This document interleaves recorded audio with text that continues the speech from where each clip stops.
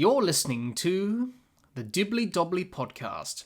Remember to like, share, comment, subscribe, and click the bell to make sure you get the latest episodes of the podcast. Be sure to like and share our Facebook page and follow us on Twitter and on Instagram. Hi, Jason Gillespie, former Australian cricketer. You're listening to the Dibbly Dobbly Podcast. Hi, everyone, and welcome back to another episode of the Dibbly Dobbly Podcast. Joining me on today's cricket discussion is a former Australian Test cricketer. In an international career that spanned from 1996 to 2006, he played 71 Test matches and took 259 wickets. He played 97 ODIs and took 142 wickets. It gives me great pleasure to welcome Jason Gillespie. Diz, welcome. Thanks for having me. Really appreciate it. It's great to have you here on the podcast, Diz. You are the second Australian Test cricketer I've interviewed, behind Nathan Horrocks, who was the first. So no one can take that away from you, Diz. You're the second ever. So, and obviously you did play with Nathan, of course, in his debut Test back in 2004 in Mumbai. Yeah. So that's you had a lot of great memories about that Test match and that famous series win. No doubt we'll touch on that in our chat today. But as I do with all my guests that I've interviewed on the podcast, Dizzy, I'd like to take them back to when they first got into cricket. And it's been very fascinating listening to people's memories on how they started to get into cricket. So, Jason, let's go back to the beginning, growing up. I know that's a long time ago. What were your earliest memories of watching, playing, and even going to the cricket? And who were some of your cricketing idols growing up? So probably early 80s, I think. I was watching, I was 6 or 7 years of age and just saw cricket on TV and watched the great Dennis Lillee bowl, I suppose, and watched the Australian cricket play and Australian cricket team play, and I just fell in love with the game. That was plain and simple.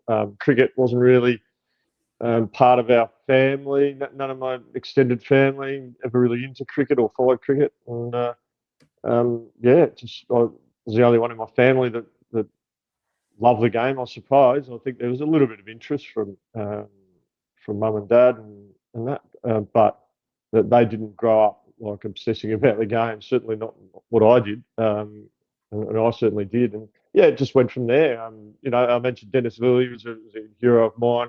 But yeah, I suppose anyone that played for Australia for me was a hero. I love the fast bowlers. I love the West Indies as well. I loved watching the fast bowlers go about their work. Malcolm Marshall was one of my favourite cricketers, and loved watching him go about his work. But yeah, anyone that was playing for Australia really, particularly the fast bowlers, like loved Craig McDermott, Merv Hughes, and these type of guys. But yeah, Dennis Lillee, I suppose, was the main man.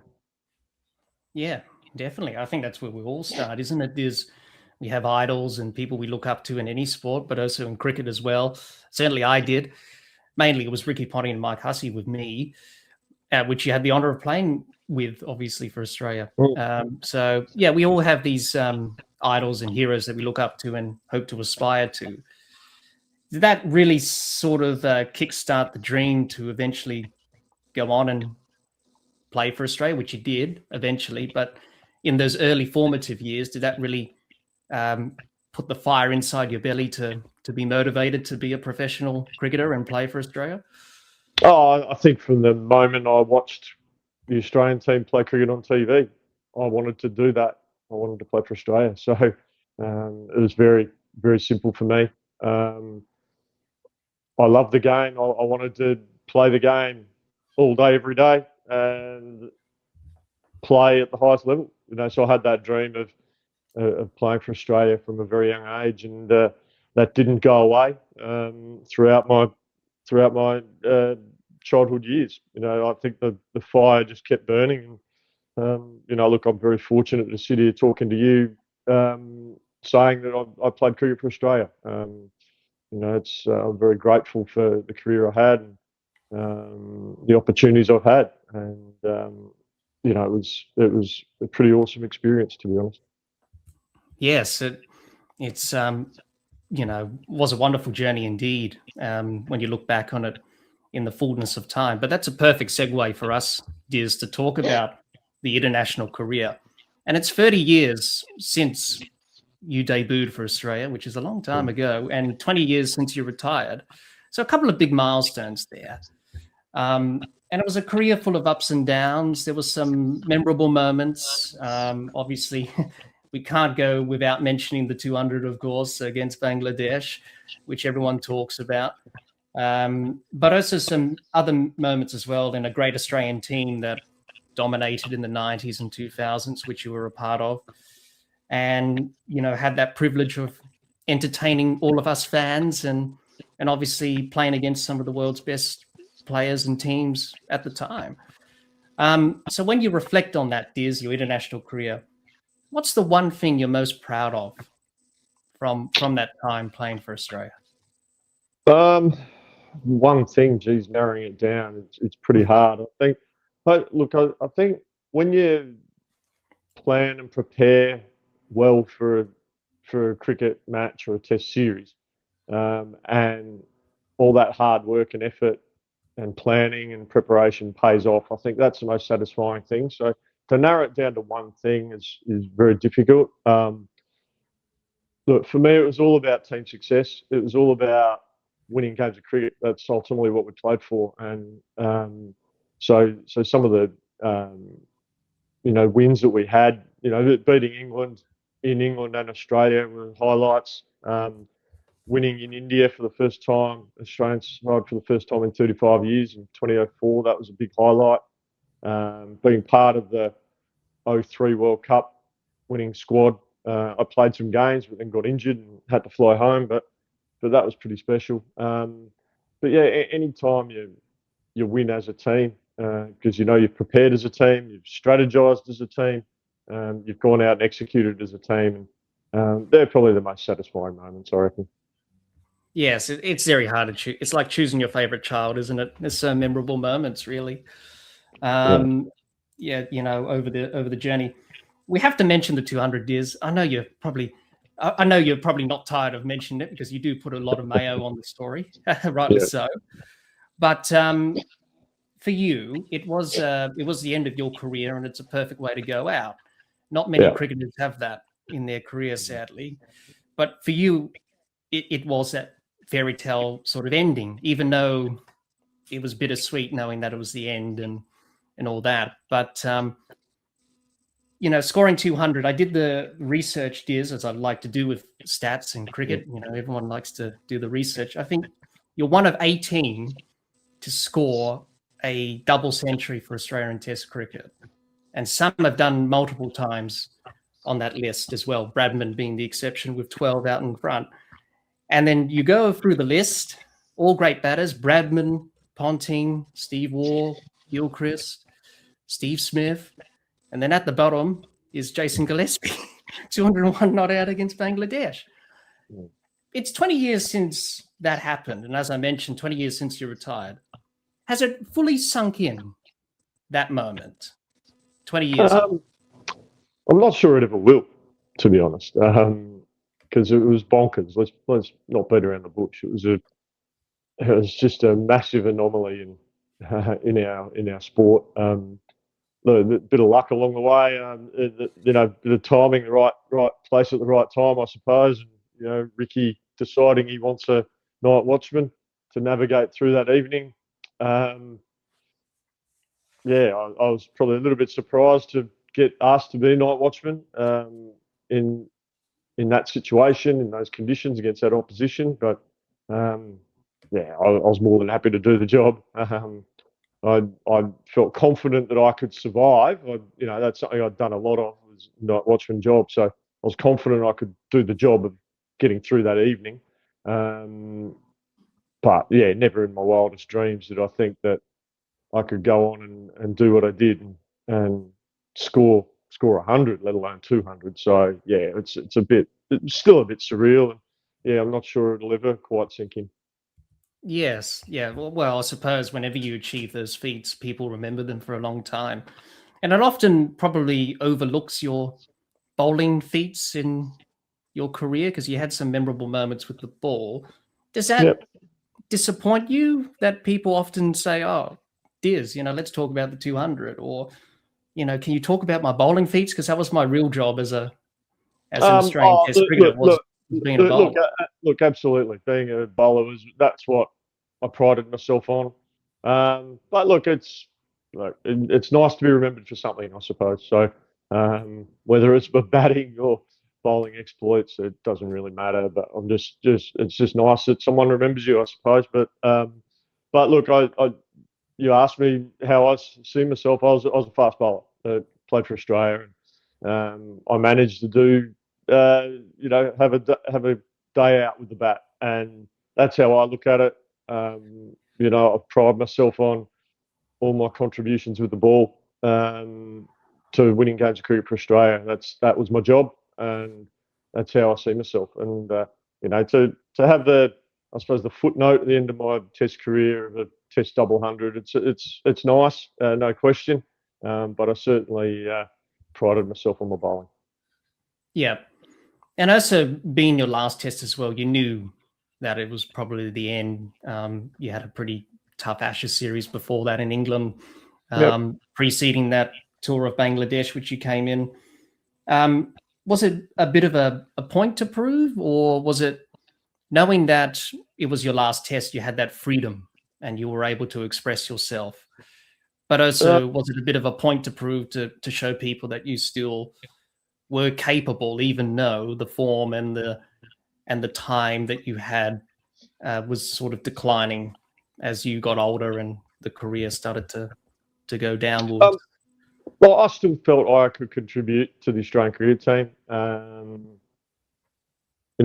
I wasn't bowling as well as I'd bowled in previous years. That's fine. That happens. I still felt I could contribute. So there was a little part of me that thought, well, after Bangladesh series, that that there's opportunity to play a bit more for Australia. But deep down, I probably knew it was my last hurrah in Australian colours, and and I accepted that relatively quickly. But once I got the call that I wasn't going to be considered, I wasn't in the initial squad for the Ashes next summer in Australia in 2006-07.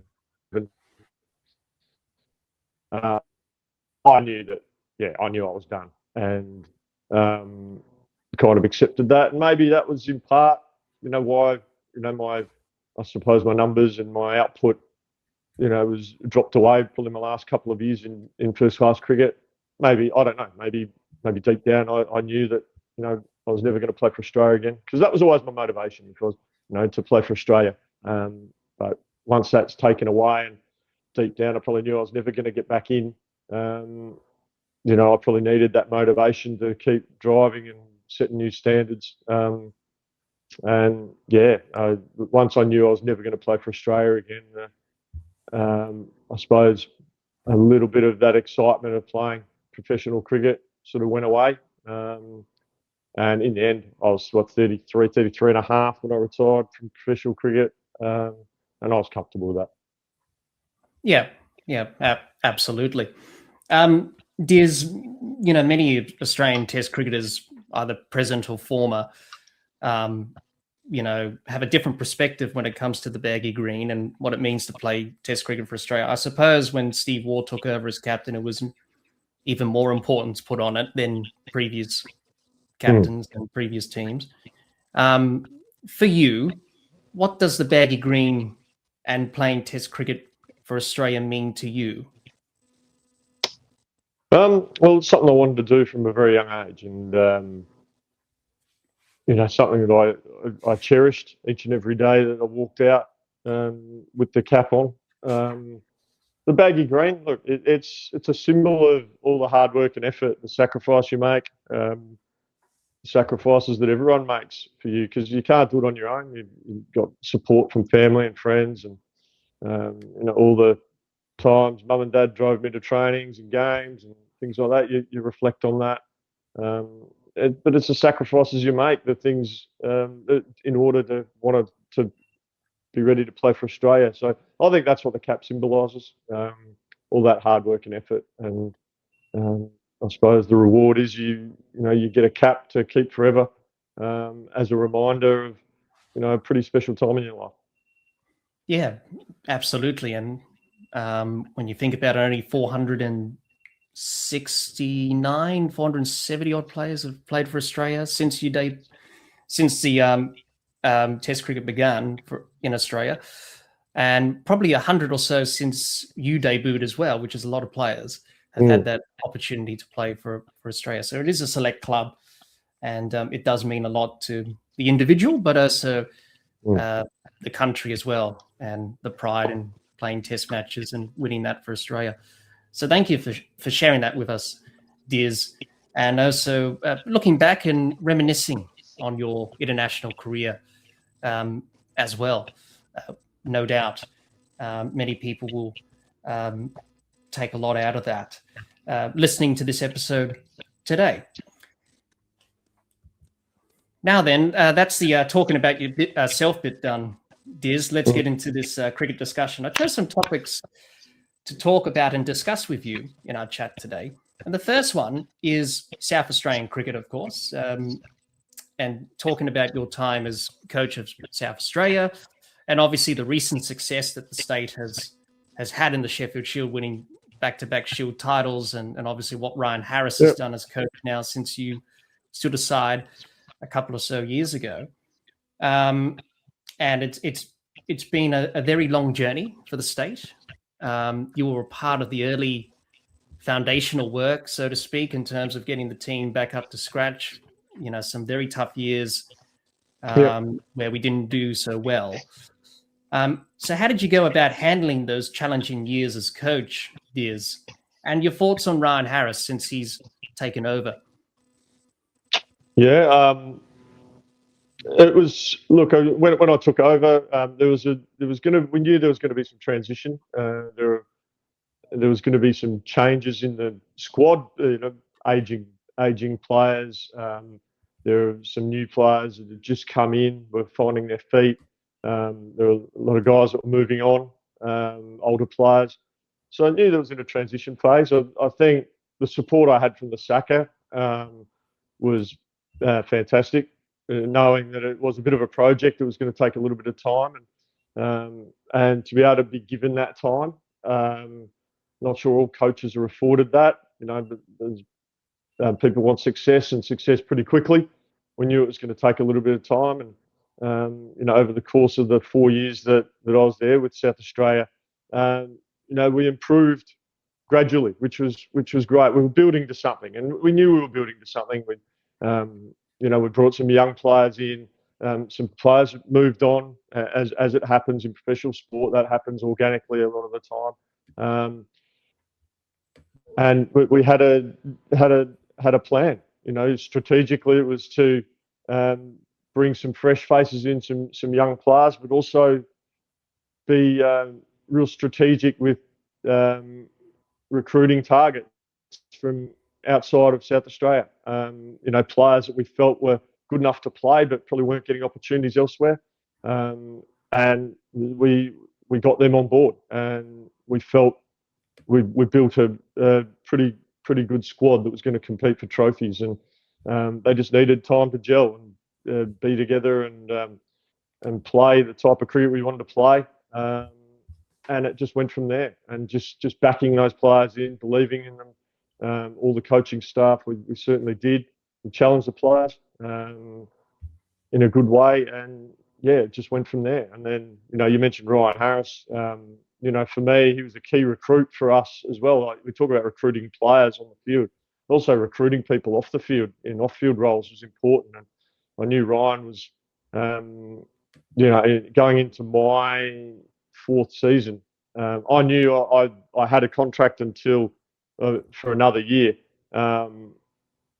but I wasn't seeking to continue on. I felt if I fulfilled my 5 years at the SACA, that was going to be enough, regardless of results. And if we didn't get results that we wanted, I was probably going to be moved on anyway. So it was kind of a SACA knew, I knew. It was one of those scenarios. But you know, I wanted good people around our players, and Ryan Harris I knew was desperate to coach, but he was in a selector's role in Queensland. So to be able to entice him back to Adelaide was important. And you know, mentioned to him that, you know, there may be an opportunity at some point down the track for you to be a head coach here in South Australia. But get back into coaching and get into the system, and that gives yourself the best chance. And then, obviously, at the end of the 23-4 season, I still had a year to run on my contract going into 24-25, but the opportunity to coach the Pakistan Test side came up, and I suppose everything got put in fast forward, I suppose. And then, Ryan, thankfully, the Saka appointed him after only being in our system for a year or so as head coach. And, I was pleased as punch. He brought in some of his fresh ideas in that season before as bowling coach, and started to develop those relationships with the players. And it was a natural fit for him to move into my role. And I was delighted because I knew it was the right call from the Saka. It was one of the key reasons Tim Nielsen and I were so keen to get Ryan involved in South Australian cricket. We just felt that he's a great coach and could do a great role. And as it's turned out, he sprinkled a bit of his magic dust on the squad, and the squad was ready to go and ready to have some success. And he's steered the ship beautifully, and so I can't be prouder of him. He's a great mate of mine, and love seeing the success that he's had, and he's thoroughly deserved it. He made the move back to South Australia to coach and fulfil that dream of coaching, and when that opportunity came, he grabbed it with both hands, which incredibly pleased for him. Yes, definitely. He's doing a marvelous job, to use that Richie Beno word. And hopefully we can see that success continue on next season as well. There's obviously you and me being from South Australia, and proud South Australians.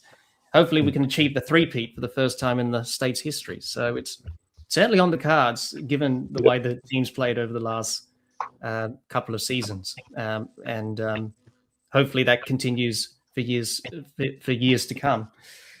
So thanks for sharing that with us. Diz, a bit of an insight in those difficult years coaching South Australia, but obviously it's led on to bigger success in the years after those difficult years. So thanks for sharing that with us, Diz. So Diz, I thought to end our discussion today, I've enjoyed it immensely, and I've learned so much about you, and good to hear your insights on the game of cricket as well. I thought we answer some questions from our listeners, and they've sent in some questions for you to answer. And thank you to everyone who sent in their questions for Diz to answer.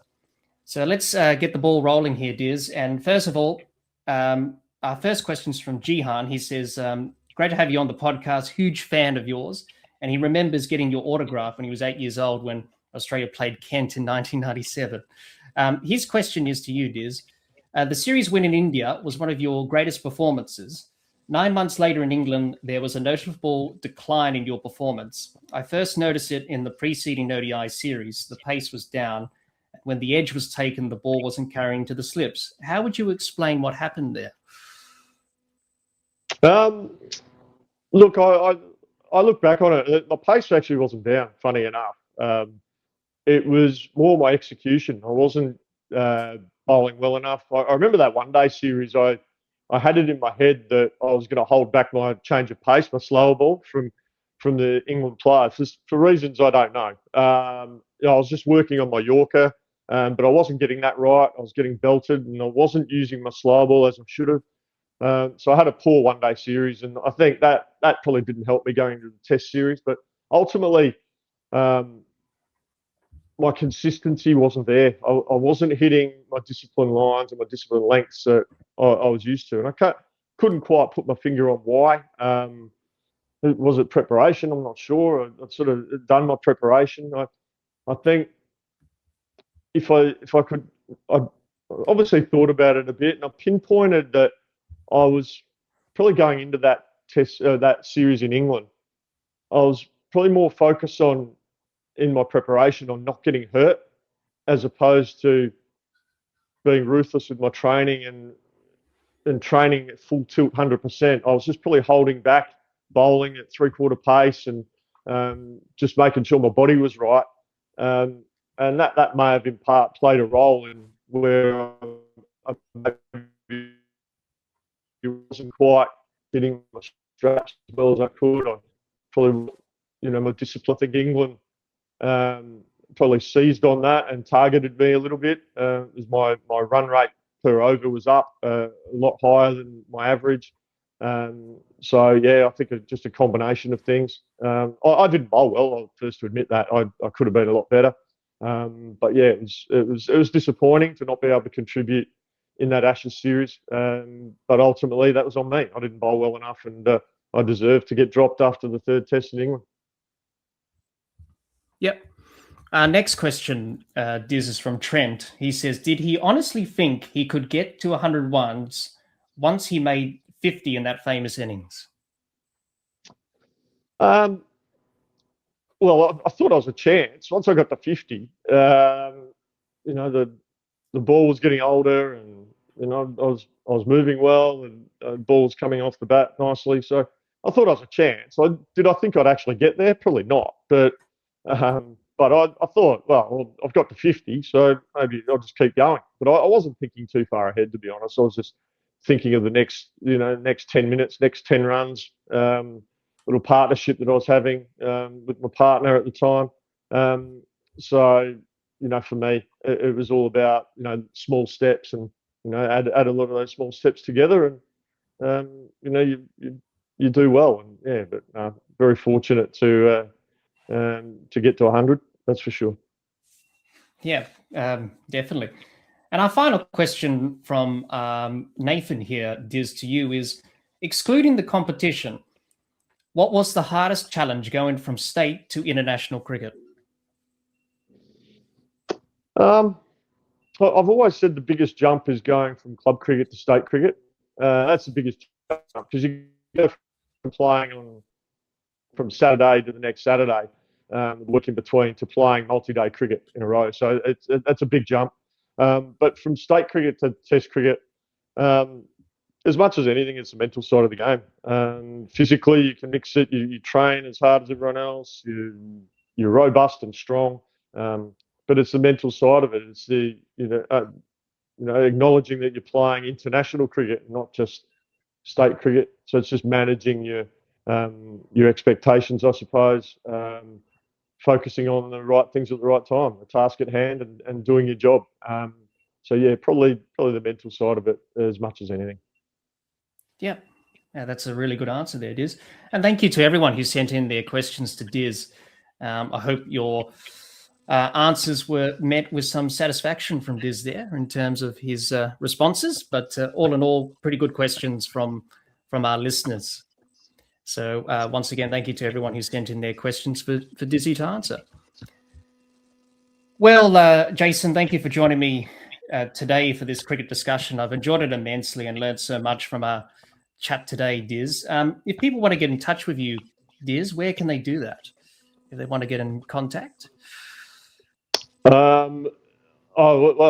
got our business, Gillespie Sports, which is based in Edwardstown in South Australia. So you can reach out there, gillespiesports.com.au. Yeah, we'll leave links to those in the description of this episode for people to check out. Also, we have to plug the Fast Bowling Cartel podcast as well, Diz. Absolutely. Yeah, great work there with Pidge and Flem. Always a great laugh between the three. Yeah, it's a lot of fun. We enjoyed it immensely. So you give us a follow, and it's a lot of fun. Yeah, we'll leave links to those in the description of this episode. Thank you. As well. Before we go, remember to like, share, comment, subscribe, and click the bell to make sure you get the latest episodes of the podcast. Be sure to like and share our Facebook page and follow us on Twitter and on Instagram. Also, the podcast is available on Anchor, Spotify, and on Apple Podcasts. Once again, thank you, Diz, for joining me today for today's cricket discussion. I hope all of you watching or listening to this cricket discussion with Jason learned a lot more about Jason and his cricketing journey. Until next time, keep safe and bye for now.